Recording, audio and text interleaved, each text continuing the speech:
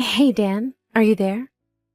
I'm really, really sorry, but I completely forgot that we were having a retirement party for someone in my office. So, I just don't think that I'm going to be able to go over to your place today. Again, so sorry about this. It's okay, I understand. This is kind of a work thing, and we agreed to put work first until we got married. I know, but I really did want to try and be home just a bit earlier today.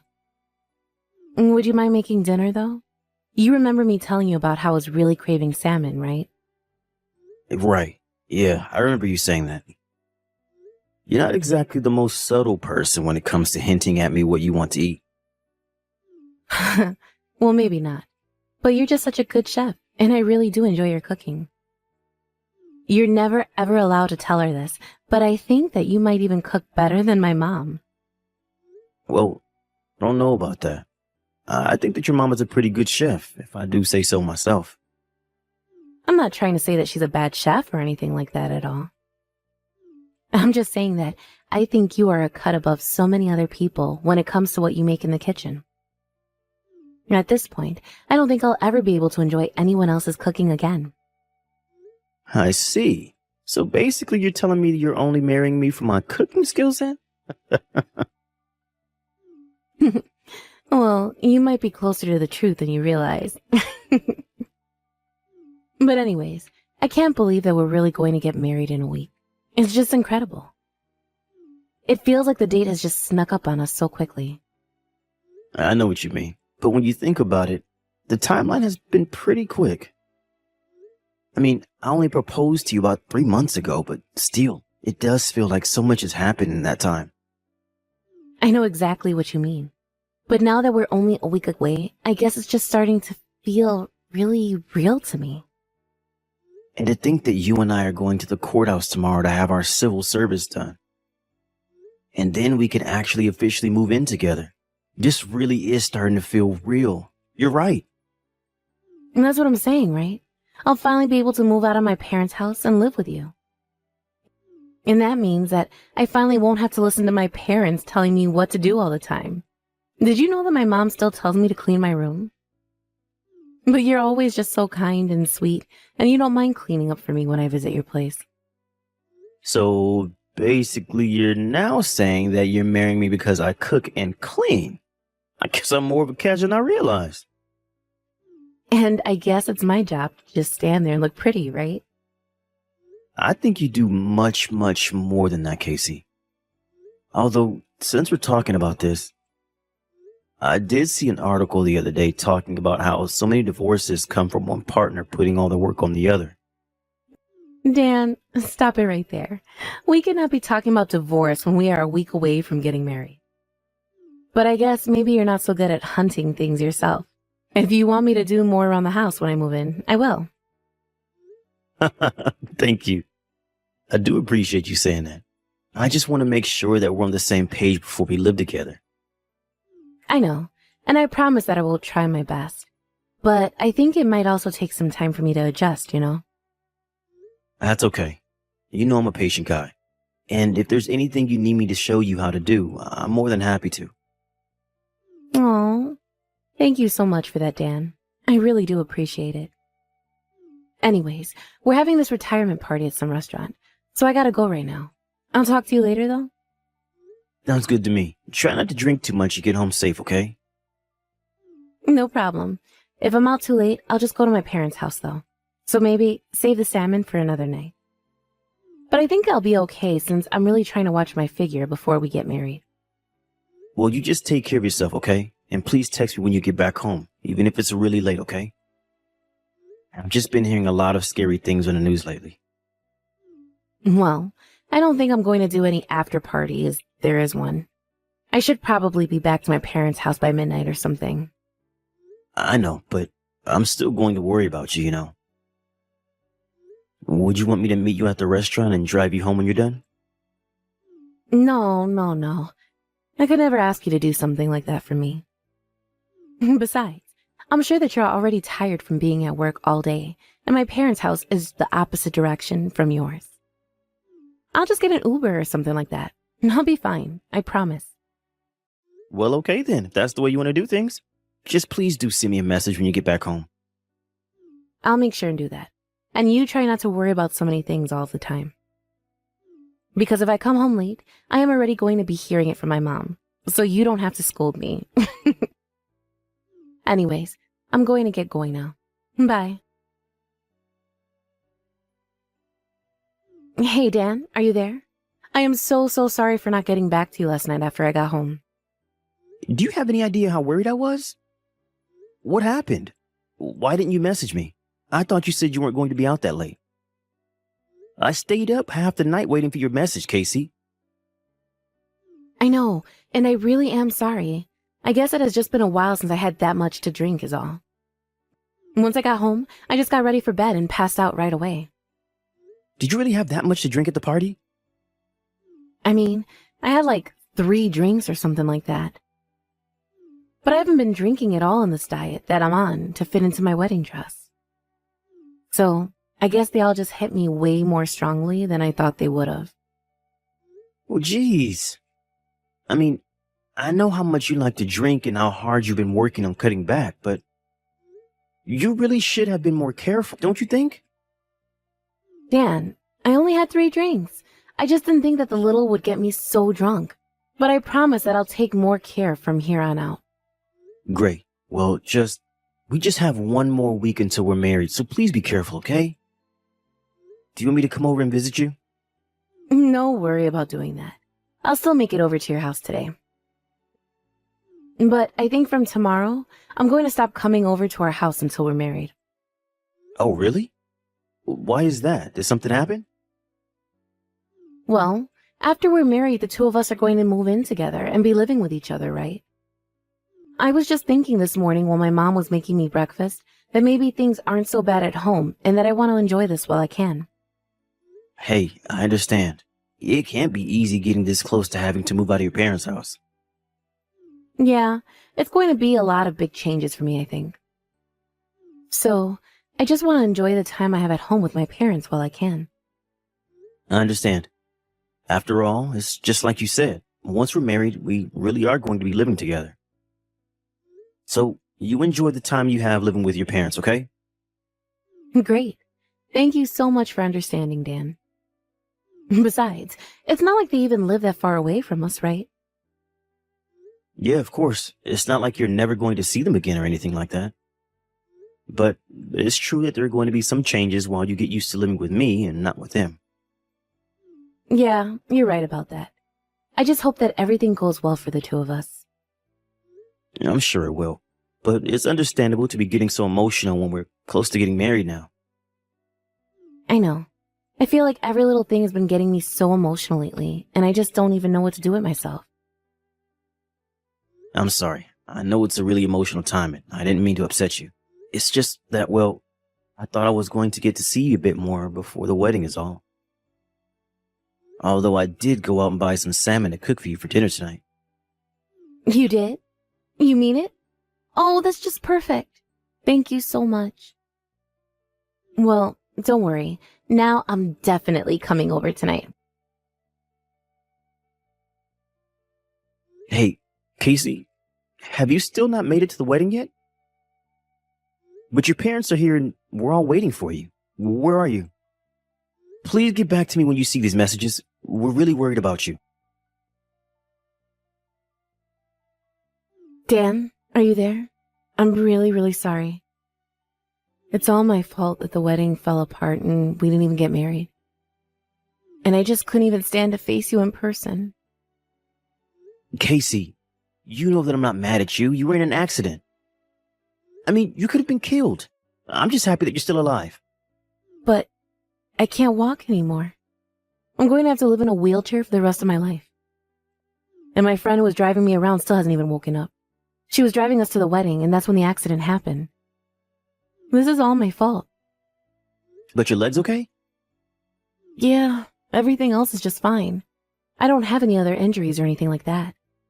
The doctors say that I'm stable, and there's no risk to my health or anything like that. I see. Well, I guess that's good at least. But do you think you'll be able to come and visit me at the hospital? Visiting hours are going to be until 8 tonight.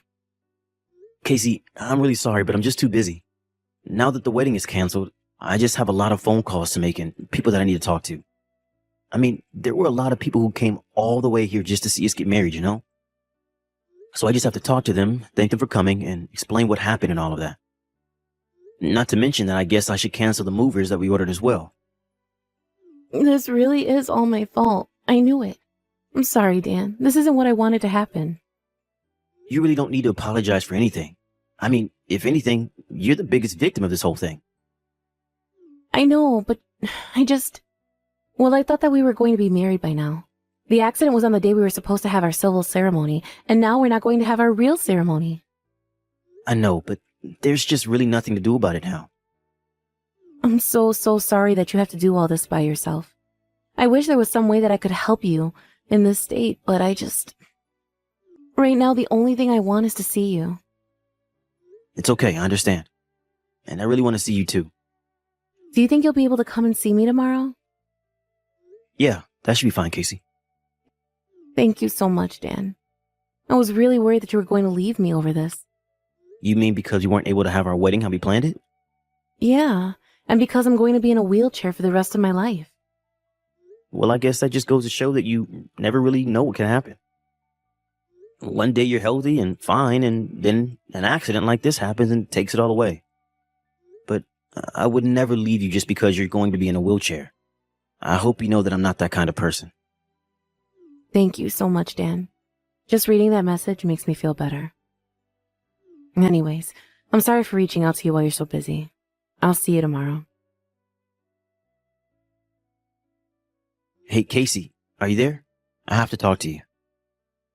Dan, why have you been ignoring all my messages I've been sending you? You're making me really nervous. Is everything okay?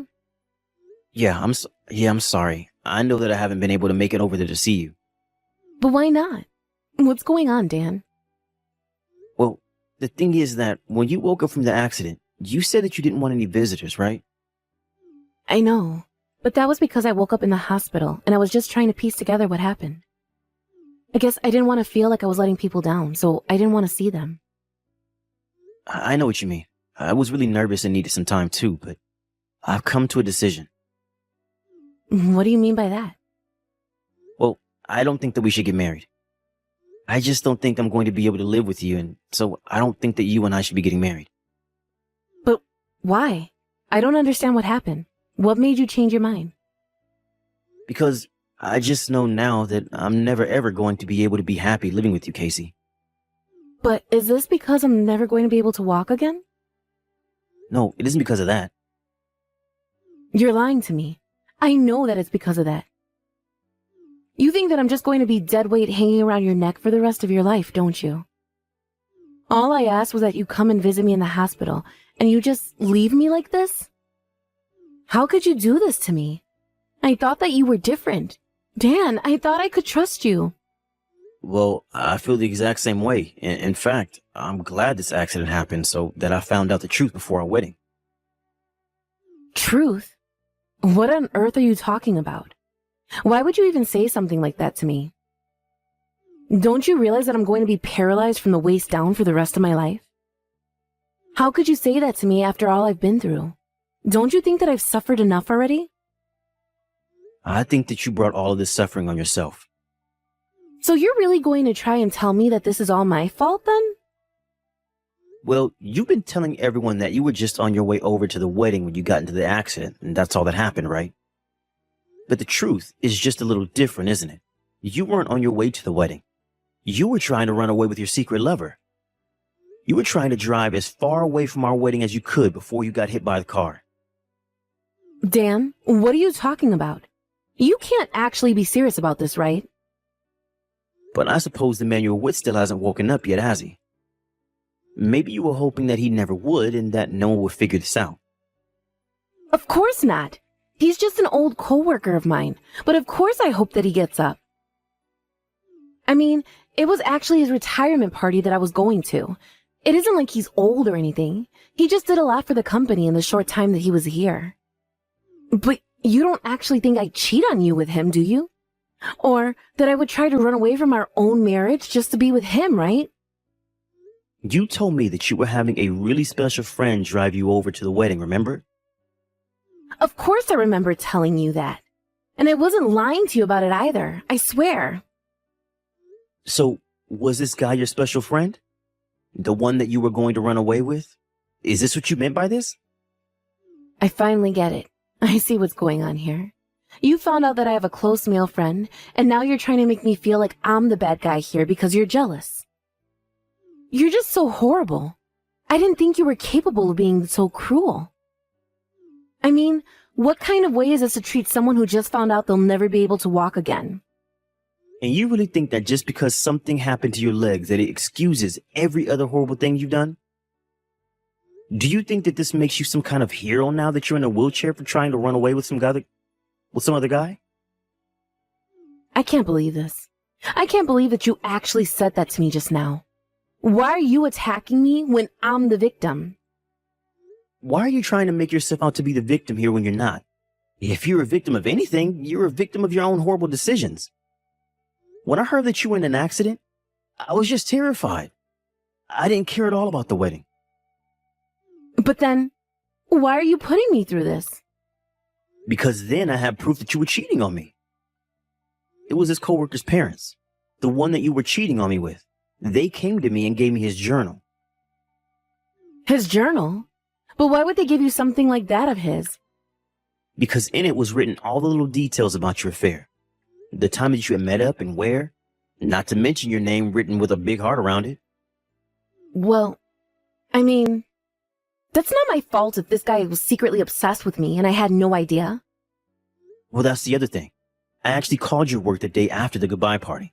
I asked if they had heard from you after the party. Except your coworker told me that there was no retirement party at all. They had no idea what you were talking about. So you even called my work just to see if I was okay? That's right. I called and I was so worried about you. I was broken up with grief until I found out that you were never faithful to me to begin with. You know, his parents even showed me his phone. So if you still think you can try and trick me by saying that he's just obsessed with you, don't bother. There was so many texts between you and him. The plan to run away was spelled out so clearly that it didn't leave a doubt in my mind at all. Including the part where you told this guy that you didn't even want to marry me. You said that if you were going to get out of this, that you'd have no choice but to run away with him. Please, you don't understand. It isn't what it looks like, I swear to you. Yeah, I'm sure that nothing about you was quite what I thought it was actually. But at least you both got what was coming to you with this accident. Please, Dan. You have to know that you've always been the only man for me. I'm so sorry about this. I promise to never stab you in the back again. Please, you have to know that you're the only person that I want to spend the rest of my life with, right? And to think that we were almost married. Now I can call this off and never have to deal with you again. After that, Chris, the man that Casey was seeing behind my back, woke up. His parents told him about how disappointed they were in him, but since he was in the hospital, it was clear that neither of them was going to be able to run away from this. I also sued Casey for her affair and for ruining our engagement. Her and Chris. The payout was large, but it wasn't enough to cover the hurt and the pain that I had in my heart from such betrayal. In the end, news about what Casey and Chris did spread around their town and their work, and they both moved away as soon as they could to avoid embarrassment. I haven't heard from Casey since, but I wonder how she's getting used to her new life in a wheelchair. As for me, I took the money that I got from the lawsuit and decided to move away myself. I couldn't stand living in the same town where so much betrayal took place. I just felt like I needed a new start in life. I put in a transfer request at work, and when it came through, I packed up my things and set out to start my new life in a new place. I'm sure that I'll go through a lot of hardships there as well, but at least it will be on my own terms, since I'll never let anyone lie to me like that again.